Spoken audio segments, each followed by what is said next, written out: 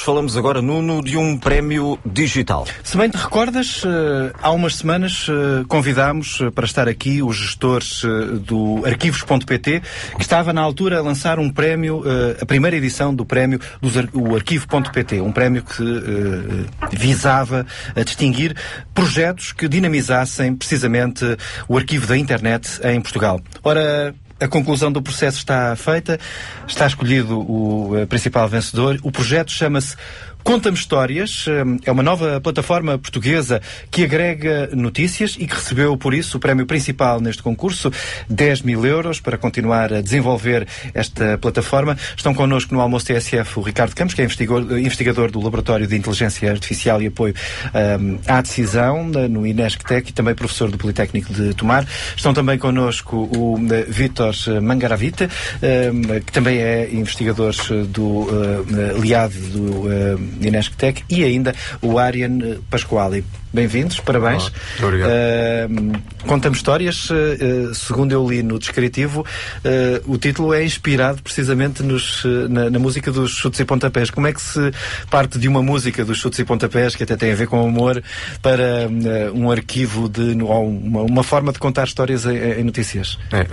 Na verdade, esta música decorre de um dos nossos elementos da equipa de investigação, o nome, que é o Olímpio Jorge, que também faz parte do projeto, que é docente na Faculdade da Universidade do Porto. O outro participante no projeto, já agora para ficarem completo, é o Adam Jatuot, é assim que se diz?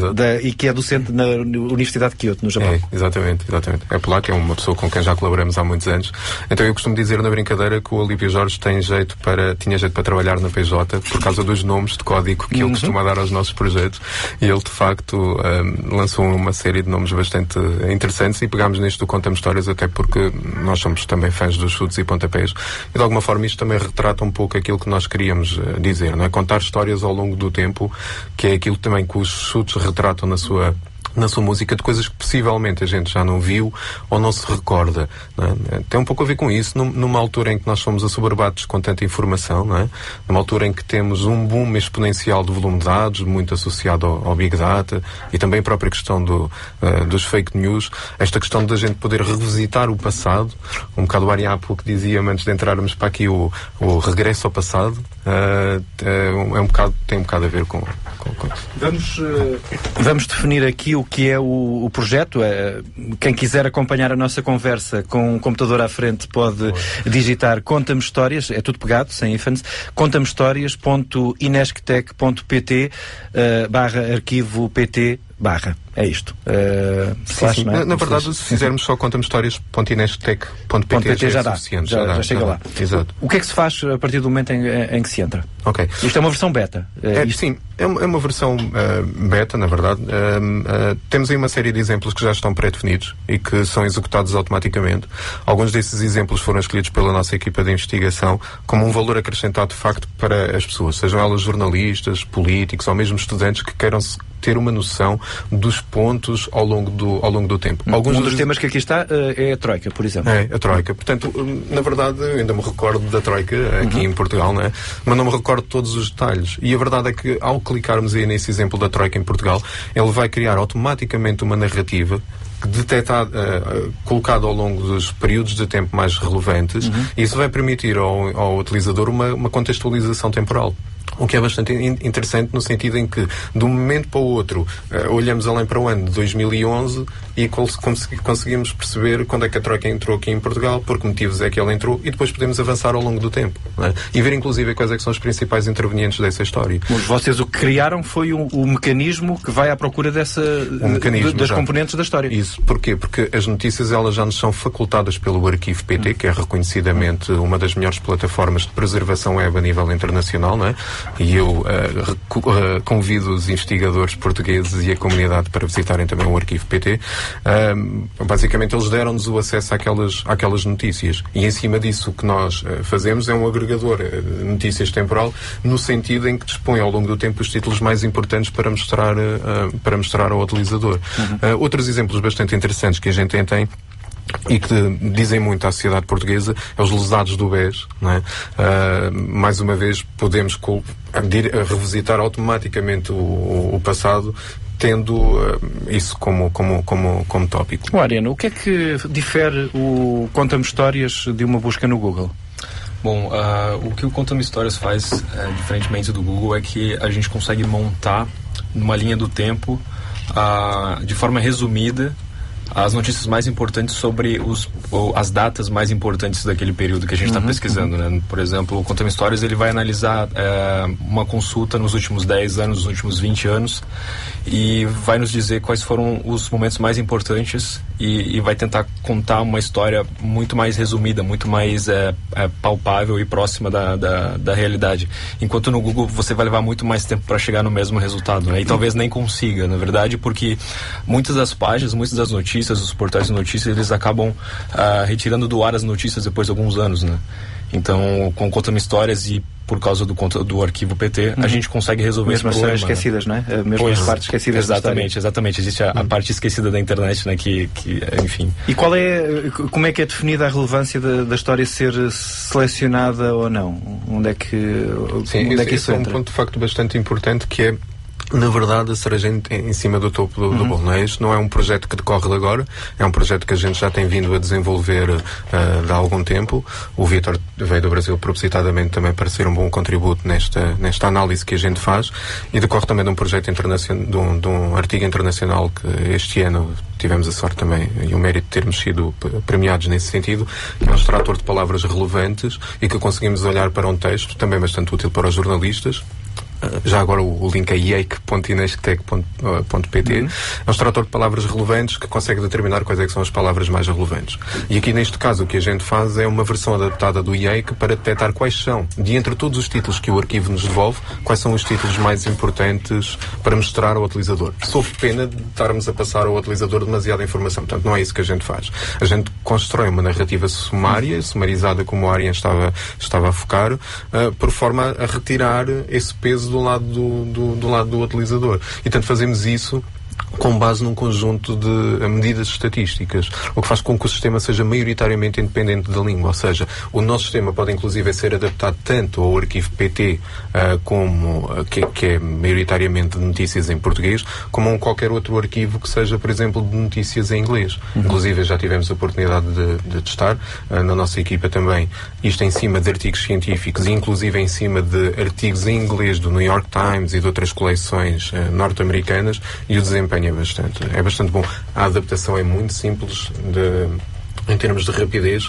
da nossa língua para qualquer outra língua. Como é que a inteligência artificial entra nesta conversa, Vítor?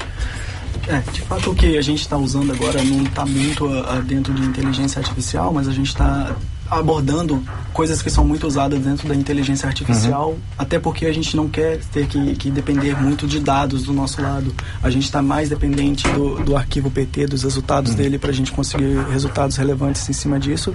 Mas a maioria das técnicas de inteligência artificial que consideram a relevância de uma palavra, de uma keyword, a gente está usando dentro desse sistema, e com isso a gente conseguiu resultados relevantes. Houve algum critério para escolher as fontes de informação, uma vez que vocês frisam concretamente que são 24 as fontes que são usadas nesta... São aquelas que estão disponíveis no arquivo PT? Sim, maioritariamente aquelas que estão mais disponíveis. É importante também aqui enfatizar que a maior parte dos dados está compreendida entre o ano de 2010 e 2016. Apesar de o arquivo PT já fazer coleta desde 1996, a grande parte está concentrada nesse período de tempo.